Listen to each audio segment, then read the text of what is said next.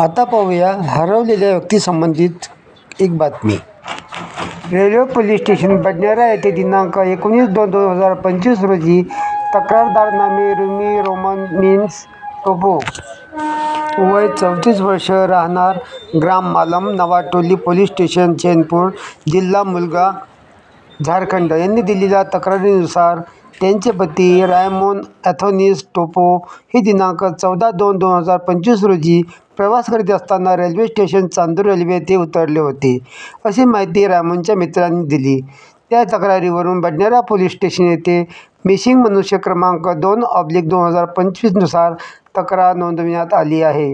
हरवलेल्या व्यक्तीचे वर्णन असे: नाव रायमोन अँथोनीस टोपो, वय 35 वर्ष, उंची 7 फूट, वर्ण सावळा, शरीर बांधा सडपातळ, केस काळे वाढलेले, अंगात फिक्कट गुलाबी रंगाचा टी-शर्ट, निळी फुल पॅन्ट असे कपडे परिधान केलेले आहेत.